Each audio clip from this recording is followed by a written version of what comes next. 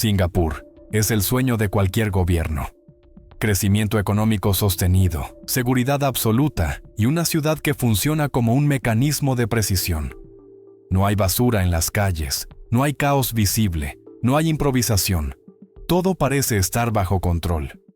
Pero hay una pregunta que casi nunca se formula en voz alta. ¿Qué tuvo que pasar para que este país funcionara así? La respuesta no está en la suerte ni en los recursos naturales. Singapur no tiene petróleo, no tiene grandes extensiones de tierra ni una población numerosa. La clave está en una serie de decisiones duras, calculadas y permanentes. Decisiones que transformaron una isla pobre en una potencia global y que, al mismo tiempo, moldearon a su sociedad bajo reglas muy claras. Esta historia no comienza con el éxito, sino con la fragilidad. Mucho antes de ser un modelo mundial, Singapur era una colonia británica más, ubicada al sur de la península malaya. Un puerto húmedo, superpoblado y profundamente desigual, donde distintas razas convivían sin integrarse realmente. El orden no lo imponía la ley local, sino un imperio distante. En ese contexto, en 1923, nació Lee Kuan Yew. Provenía de una familia china acomodada, educada en inglés y muy influenciada por la cultura británica. Su nombre de nacimiento incluía Harry, un símbolo claro de aspiración colonial. Desde niño entendió que el prestigio, el idioma y el poder estaban ligados a obedecer un sistema que no era propio. En su casa se hablaba inglés y malayo, no mandarín. Esa distancia cultural con la mayoría china marcaría su forma de ver la sociedad. Lee no se sentía parte de una masa homogénea, sino alguien que debía aprender a moverse entre mundos distintos. Esa habilidad, más tarde, se convertiría en una de sus mayores ventajas políticas. La ilusión de estabilidad colonial se rompió de forma abrupta en 1942. El ejército japonés derrotó a los británicos en apenas semanas y ocupó Singapur. Para 1900, Lee, aquel momento fue decisivo. El imperio que parecía eterno cayó sin resistencia real. Y con él, la idea de que el orden estaba garantizado por otros. Durante la ocupación japonesa, el miedo se convirtió en rutina. Arrestos arbitrarios, torturas y ejecuciones públicas marcaron la vida diaria. Miles de hombres chinos fueron asesinados en purgas masivas. Lee sobrevivió por una combinación de obediencia, cautela y pura suerte. Aquella experiencia dejó una marca profunda. El caos no es teórico, es letal. En esos años, Lee aprendió a desconfiar del azar y de la improvisación. Vio cómo la ausencia de autoridad convertía a la sociedad en un campo de caza. Esa vivencia no lo empujó hacia el idealismo, sino hacia una convicción simple y dura. Sin orden, no hay futuro posible. Y sin control, el orden no existe. Cuando terminó la guerra y los británicos regresaron, Singapur ya no era la misma. La autoridad colonial estaba dañada y la población había perdido el miedo. Comunistas, sindicalistas y movimientos nacionalistas competían por llenar el vacío de poder. La isla se convirtió en un territorio inestable, al borde del enfrentamiento interno. Lee decidió entonces no seguir el camino de la revolución armada. Eligió el derecho, las instituciones y el uso estratégico del sistema existente. Viajó a Inglaterra y estudió derecho en Cambridge, donde aprendió cómo funcionan los estados desde dentro. No volvió como un soñador, sino como un operador político preparado. Al regresar a Singapur, encontró una sociedad fragmentada y furiosa. Las huelgas paralizaban sectores enteros y los sindicatos estaban dominados por la izquierda radical. Lee entendió que para llegar al poder debía entrar en ese terreno, aunque no compartiera sus objetivos finales. Así comenzó su relación ambigua con los movimientos obreros. Defendió trabajadores, asesoró sindicatos y se ganó la confianza de la calle. Al mismo tiempo, observaba, analizaba y calculaba. Para Lee, estas alianzas no eran ideológicas, sino tácticas. Sabía que más adelante tendría que romper con ellas, pero primero necesitaba construir una base sólida de apoyo popular. En 1954, junto a un pequeño grupo de aliados, fundó el Partido de Acción Popular. Se presentó como un partido multirracial, disciplinado y legalista. En apariencia, defendía la democracia y el autogobierno. En la práctica, se estaba formando una maquinaria política diseñada para ganar y mantenerse en el poder. Su ascenso fue rápido y efectivo. En pocos años, Lee pasó de abogado prometedor a figura central del escenario político. No hablaba con carisma populista, sino con frialdad técnica. Prometía orden, eficiencia y supervivencia en un entorno peligroso. Ese mensaje, en una sociedad cansada del caos, resultó irresistible. Pero mientras Lee consolidaba su poder legal, algo más empezaba a tomar forma. Una idea que todavía no se mostraba en público, pero que ya guiaba cada decisión. Un sistema donde el Estado no solo gobernaría, sino que decidiría por anticipado qué era aceptable y qué no. En 1959, Lee Kuan Yew se convirtió en primer ministro de un Singapur aún bajo control británico. No era independencia total, pero era suficiente para empezar a actuar. Desde ese momento, su prioridad fue eliminar la improvisación política. Cada ley, cada institución y cada política debía servir a un objetivo mayor: la estabilidad absoluta. Las tensiones raciales seguían siendo una amenaza constante. Chinos, malayos e indios convivían sin confianza real. Para Lee, esa división era un riesgo existencial, y no creía que pudiera resolverse con buena voluntad. Creía que debía gestionarse, limitarse, y si era necesario, imponerse desde arriba. A medida que avanzaba, Lee desarrolló una desconfianza creciente hacia la espontaneidad social. La prensa libre, las protestas y los liderazgos independientes le parecían focos potenciales de desorden. En un país pequeño, pensaba, un error podía ser irreversible. Esa idea comenzaría pronto a traducirse en políticas concretas. Singapur aún no lo sabía, pero se acercaba a un momento decisivo. Un punto de ruptura que no llegaría como una celebración, sino como una crisis nacional.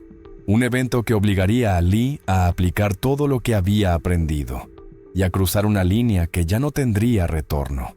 Lo que estaba a punto de ocurrir no fue planeado como un triunfo.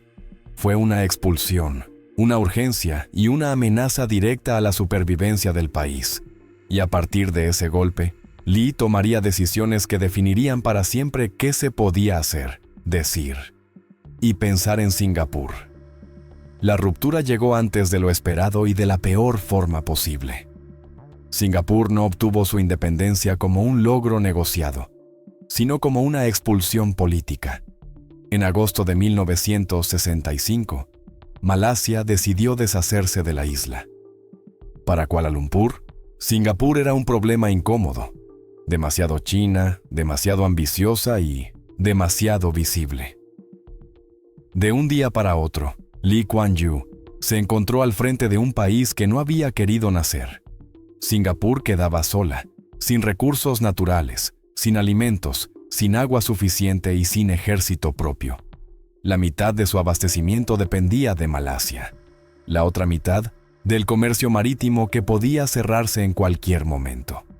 La imagen de Lee llorando en televisión dio la vuelta al mundo. No era un gesto teatral. Para él, aquello no era libertad, sino abandono. Había apostado políticamente a la unión con Malasia como única vía de supervivencia. Ahora debía gobernar una isla que, sobre el papel, no tenía futuro. En las calles, la situación era aún más grave. Gran parte de la población vivía en barrios marginales, sin servicios básicos. El desempleo era alto, la alfabetización baja y las tensiones raciales estaban a flor de piel. Singapur no parecía una nación, sino un accidente histórico a punto de colapsar. Durante semanas, Lee desapareció de la vida pública. Se encerró, enfermó y dudó. No estaba seguro de que el país pudiera sostenerse, pero cuando regresó, lo hizo con una conclusión clara. Si Singapur iba a sobrevivir, No podía permitirse errores ni romanticismos políticos. La primera prioridad fue la diplomacia. El mundo debía reconocer a Singapur antes de que alguien decidiera absorberla por la fuerza. Lee se movió con rapidez y frialdad. En pocos meses, logró el ingreso del país en las Naciones Unidas y estableció relaciones con potencias mayores. La supervivencia empezaba por existir en los mapas. El entorno regional seguía siendo hostil. Indonesia, bajo el liderazgo de Sukarno, veía a Singapur como una amenaza y lanzó ataques terroristas en la isla. Bombas, muertos y miedo. Para un país recién nacido, aquello era una advertencia clara. Nadie iba a protegerlos. Lee entendió que depender de otros era repetir el error colonial. Singapur necesitaba defenderse sola. Así nació una de sus decisiones más impopulares y decisivas: el servicio militar obligatorio. Todos los jóvenes, sin excepción, debían servir al Estado, no como opción, sino como deber. Para entrenar a su ejército, Lee recurrió en secreto a Israel. Admiraba a ese país por una razón simple: pequeño, rodeado de enemigos y obligado a sobrevivir con disciplina. El modelo no era ideológico, era práctico. Singapur debía estar lista para resistir, aunque nadie lo creyera posible. En paralelo, Lee impulsó alianzas regionales. En 1967, Singapur se convirtió en miembro fundador de la ASEAN. No por idealismo regional, sino por necesidad. Estar solo era peligroso. Cooperar, aunque con desconfianza, era indispensable. Con la amenaza externa parcialmente contenida, Lee giró la mirada hacia el interior. Y allí identificó lo que consideraba el mayor riesgo: la fractura racial. Chinos, malayos e indios no se veían como una nación común. Para Lee, esa división podía destruirlo todo.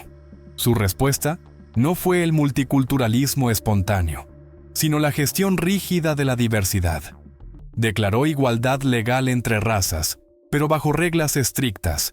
Estableció 4 idiomas oficiales y obligó al aprendizaje del inglés como lengua común.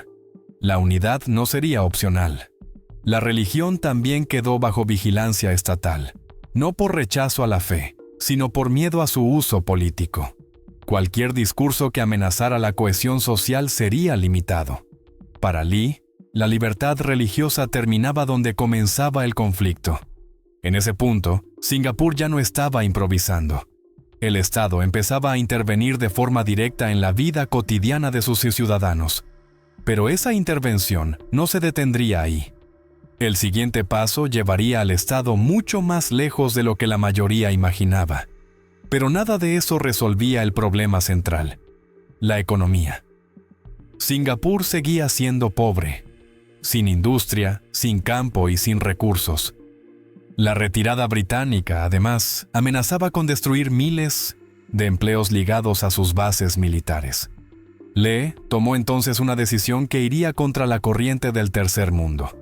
Mientras otros países nacionalizaban y cerraban sus economías, Singapur se abriría por completo al capital extranjero. No por fe en el mercado, sino por pura necesidad. Convocó al economista Albert Winsemius, quien fue directo: para sobrevivir, Singapur debía volverse irresistible para las multinacionales. Impuestos bajos, cero corrupción, estabilidad total y una fuerza laboral disciplinada. Lee aceptó el plan sin dudar. Comenzó así una transformación acelerada. Se construyeron zonas industriales, se reformó el sistema educativo y se preparó a la población para servir a empresas extranjeras. El Estado no se retiró de la economía, la dirigió con mano firme. El mensaje era claro: Singapur no ofrecería democracia caótica, sino eficiencia absoluta. A cambio de empleo y estabilidad, el Estado exigiría obediencia, disciplina y silencio político. No era una promesa, era una condición. Pero esta estrategia tenía un costo oculto. Para que el modelo funcionara, algunas libertades debían desaparecer primero. Lo que en ese momento parecía una solución de emergencia, pronto se convertiría en algo mucho más profundo. un sistema diseñado no solo para crecer, sino para durar.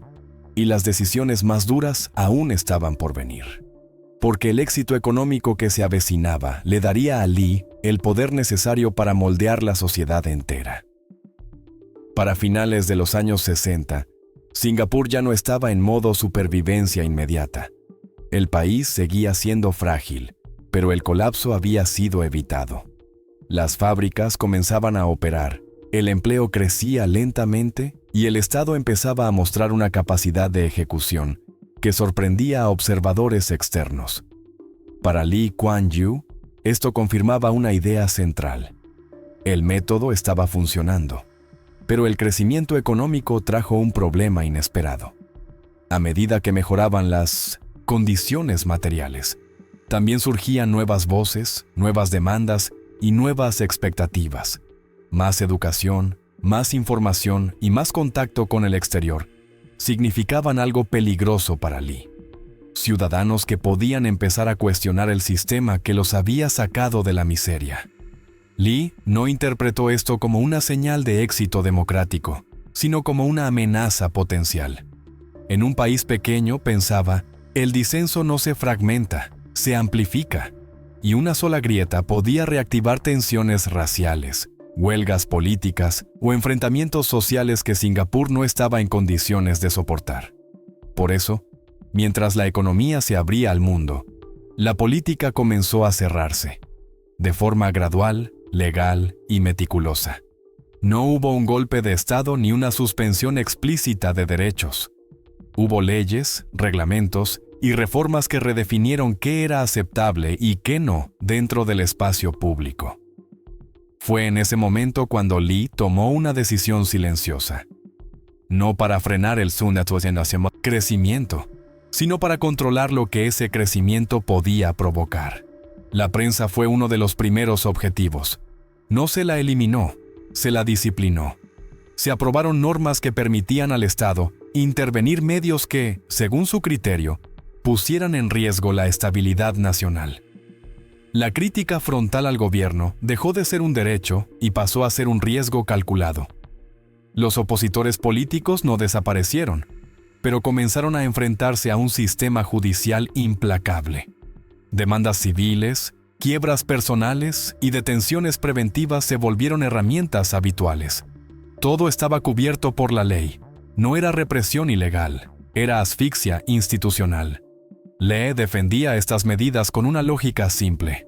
La democracia, decía, no podía anteponerse al orden. Y el orden no podía ponerse en manos de ciudadanos emocionales o líderes irresponsables. El Estado debía actuar como un tutor, incluso contra la voluntad de algunos de sus propios habitantes. En paralelo, el control social se volvió parte de la vida cotidiana.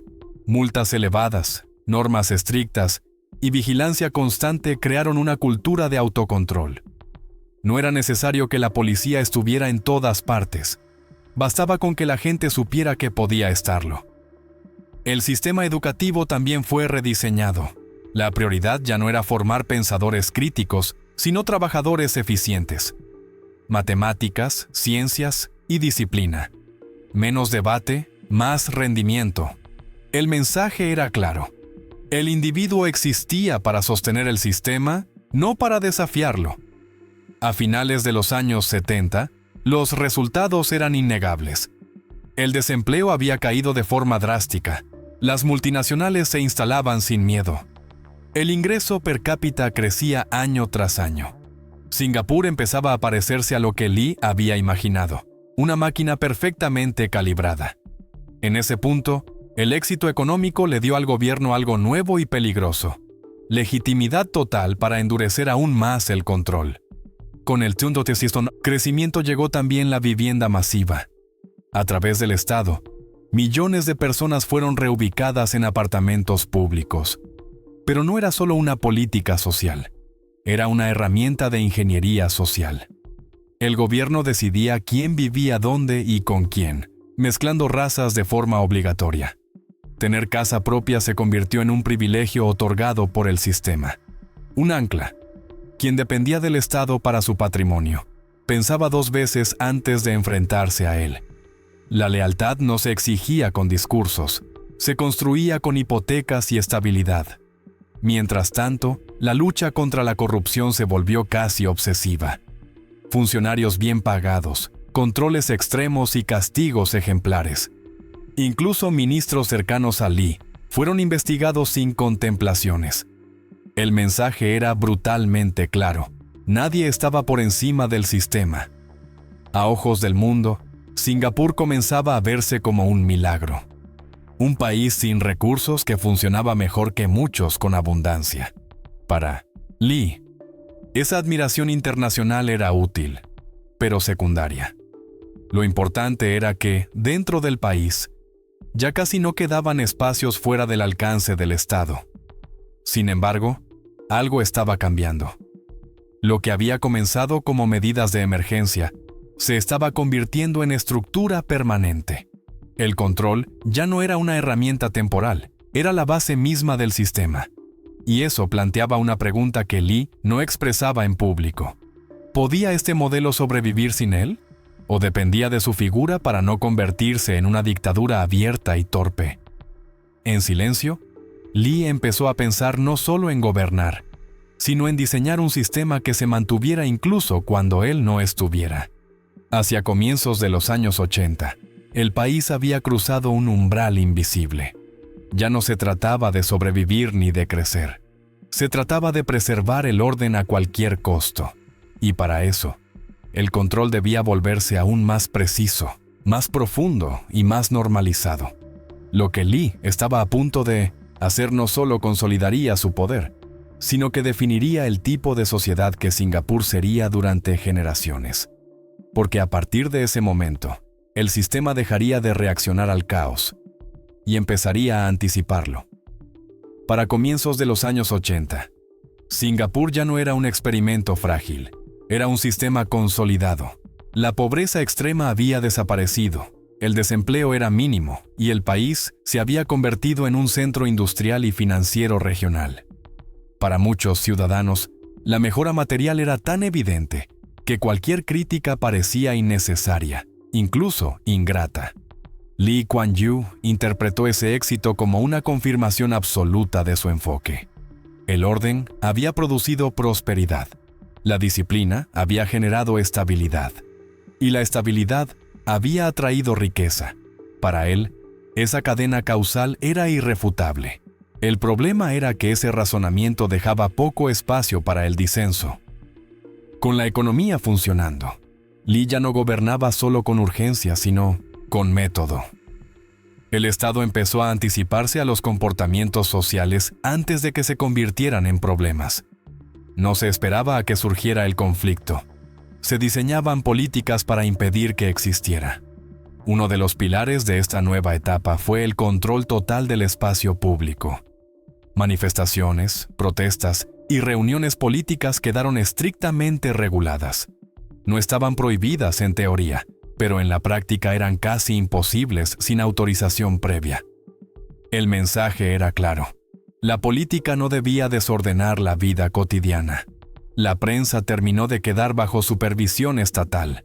No se cerraron medios de forma masiva, pero se establecieron mecanismos legales para castigar financieramente a quienes cruzaran ciertas líneas.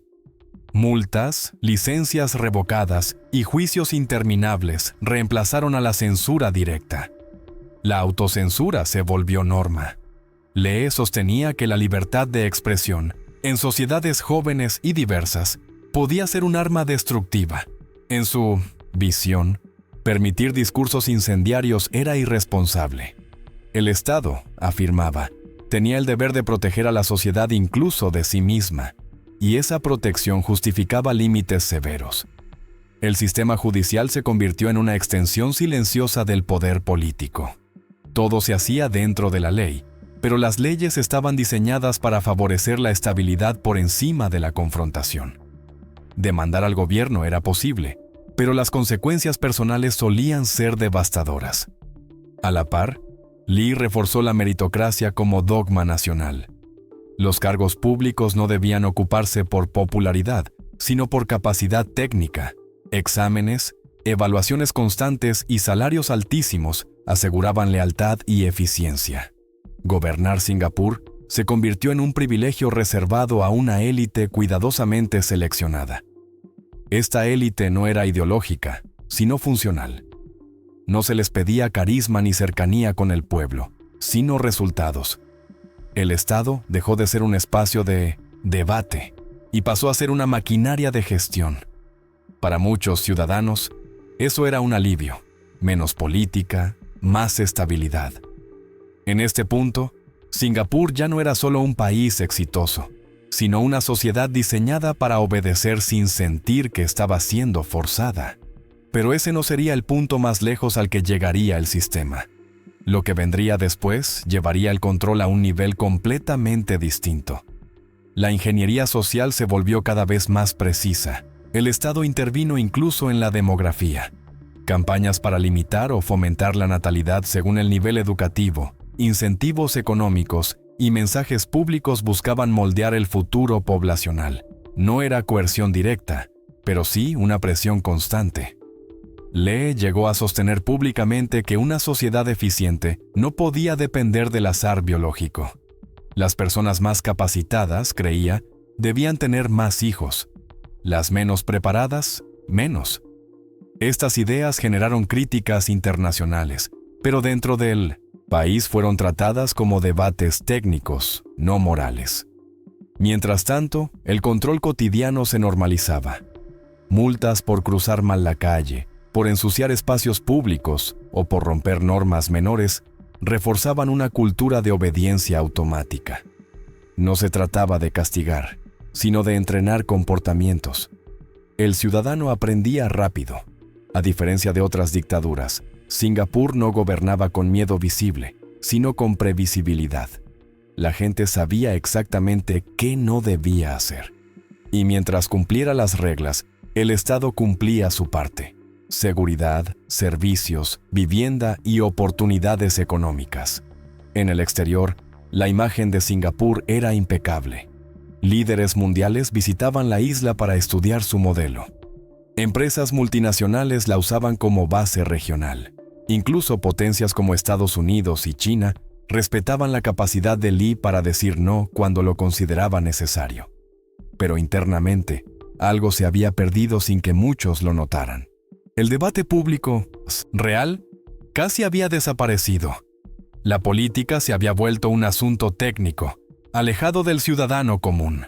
El sistema funcionaba tan bien que ya no necesitaba convencer, solo administrar. Lee sabía que este equilibrio era delicado. Un sistema tan controlado podía volverse frágil si caía en manos incompetentes. Por eso empezó a pensar seriamente en la sucesión. No podía dejar el futuro del país al azar ni a la popularidad. El poder para Lee no debía heredarse, pero tampoco improvisarse. La continuidad del sistema era más importante que cualquier elección emocional. Y esa obsesión lo llevaría a tomar decisiones que marcarían el último gran capítulo de su gobierno. Lo que Lee haría a continuación no era para fortalecer su mandato, sino para asegurarse de que el sistema sobreviviera incluso sin él. Porque el verdadero objetivo nunca fue gobernar Singapur, sino diseñar un país que siguiera funcionando cuando la figura del líder ya no estuviera presente. A finales de los años 80, Singapur parecía haber alcanzado todo lo que alguna vez se propuso. Era rica, estable, respetada y funcional. Sin embargo, ese éxito ocultaba una tensión profunda. El sistema dependía de una disciplina constante que no podía relajarse sin consecuencias. Para Lee Kuan Yew, el mayor peligro ya no venía del exterior, sino del interior.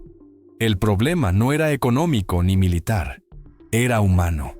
Una generación que no había conocido el caos colonial ni la ocupación japonesa comenzaba a crecer dentro de un país seguro y próspero. Para ellos, el orden no era una conquista frágil, sino una normalidad incuestionable. Y eso, para Lee, era peligroso. Cuando la memoria del caos desaparece, la gente empieza a pedir más espacio, más expresión y más autonomía. Lee observaba con atención ese cambio generacional.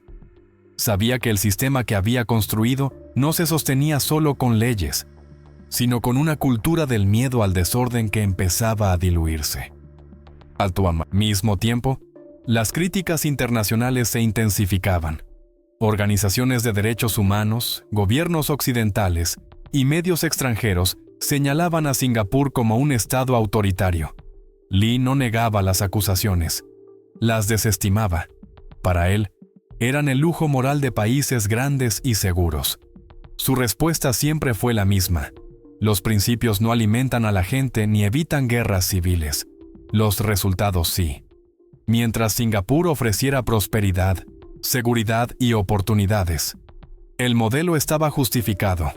El debate, en su visión, era innecesario, pero internamente, el sistema comenzaba a mostrar rigidez.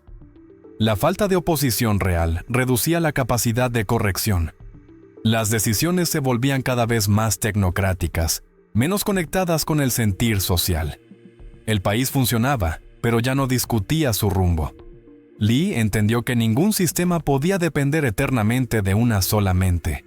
Por eso, desde hacía años, venía preparando algo inusual en la región: una sucesión planificada, fría y controlada. No se trataba de elegir al más popular, sino al más capaz de mantener el orden. Los futuros líderes eran evaluados como ejecutivos. Pruebas psicológicas, análisis de crisis simuladas y evaluaciones estratégicas reemplazaron el carisma político. Gobernar Singapur no debía ser un honor democrático, sino una responsabilidad técnica. En 1990, Lee decidió retirarse del cargo de primer ministro. No por presión ni por debilidad, sino por cálculo. Sabía que dejar el poder en el momento adecuado era parte esencial de la estabilidad del sistema. La transición debía parecer natural, no forzada. Su sucesor asumió sin sobresaltos. No hubo crisis, protestas, ni incertidumbre. El país siguió funcionando exactamente igual al día siguiente. Para Lee, ese era el verdadero triunfo: demostrar que Singapur ya no dependía de él como individuo. Pero esa aparente normalidad escondía una verdad incómoda. El sistema había sido tan bien diseñado que ya no necesitaba consentimiento activo. Pero esa transición sin sobresaltos no era el final de la historia. Era la prueba de algo mucho más profundo que empezaría a hacerse visible después. Lee no desapareció de la política. Ocupó cargos consultivos y siguió influyendo desde las sombras. Su voz no era oficial, pero seguía siendo determinante. Ninguna gran decisión se tomaba sin considerar su opinión. Mientras tanto, Singapur continuó creciendo y adaptándose al nuevo mundo globalizado. Finanzas, tecnología y comercio internacional consolidaron su posición. El país se volvió indispensable para la región, pero el espacio político interno siguió siendo estrecho. La sociedad había aprendido a autocontrolarse. No hacía falta prohibir todo. Bastaba con que la gente supiera dónde estaban los límites. El debate público existía, pero cuidadosamente acotado. La disidencia era legal, pero inofensiva. Para muchos ciudadanos, el pacto era aceptable. Prosperidad a cambio de silencio. Seguridad a cambio de obediencia. No se sentían oprimidos, porque el sistema cumplía su parte, y eso hacía la crítica aún más difícil de articular. Lee observaba todo con una mezcla de orgullo y cautela. Había logrado lo que pocos líderes en la historia: construir un estado funcional desde la nada. Pero también había creado un modelo que dependía de una vigilancia constante para no degradarse. En privado, admitía que su sistema no era exportable. Funcionaba en Singapur por su tamaño, su contexto y su historia. En otros lugares, advertía, podría degenerar en tiranía sin resultados. Esa era su gran contradicción. Con el paso del tiempo, su figura se volvió casi mítica. Para algunos, un dictador. Para otros, un salvador. Pero esa discusión ya no cambiaba nada. El sistema estaba en marcha y seguía produciendo resultados.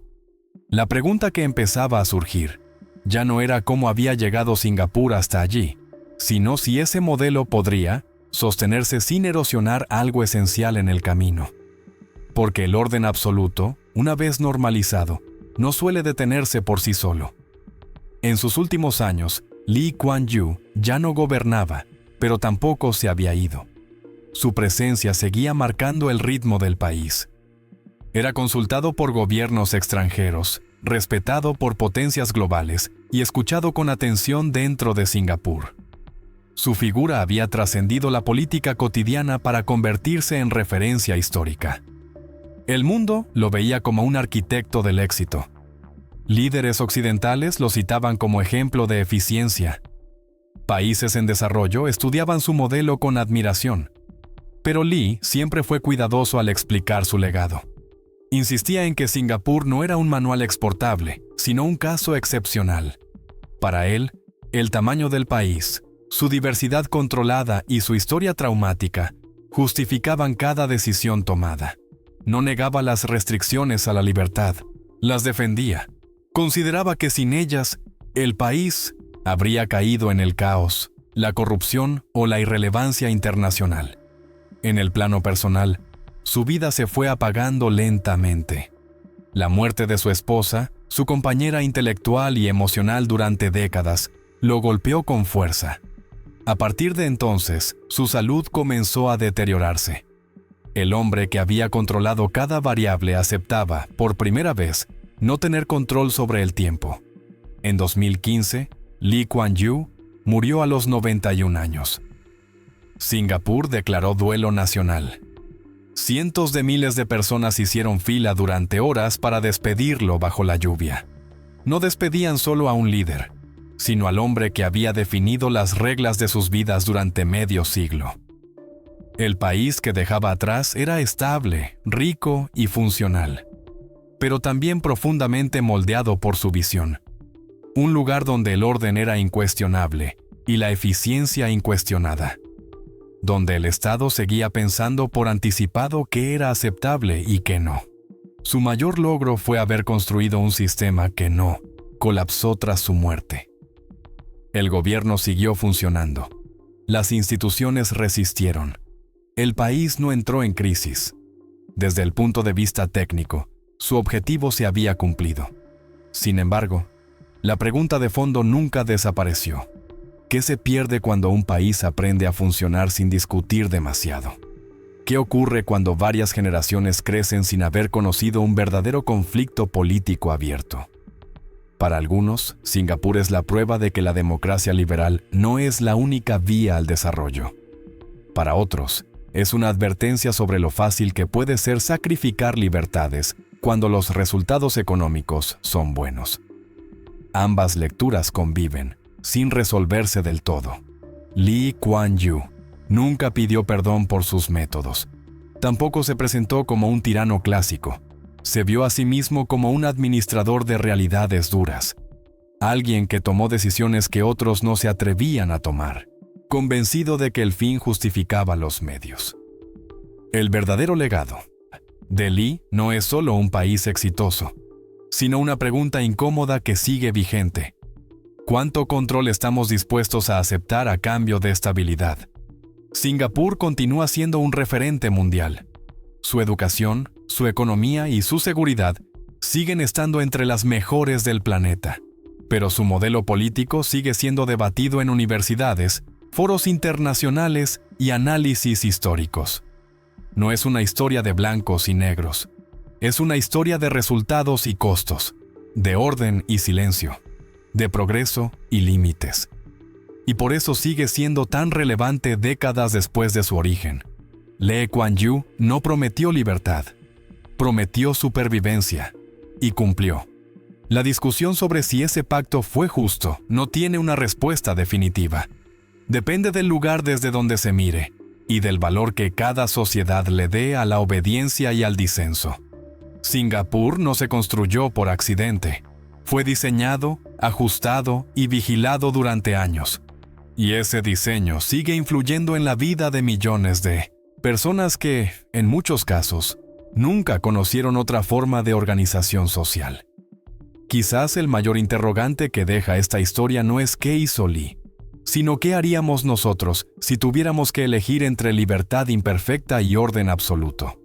porque el sistema que creó no obliga a responder esa pregunta en voz alta, pero tampoco permite ignorarla por completo. Lee Kuan Yew murió, pero su experimento continúa.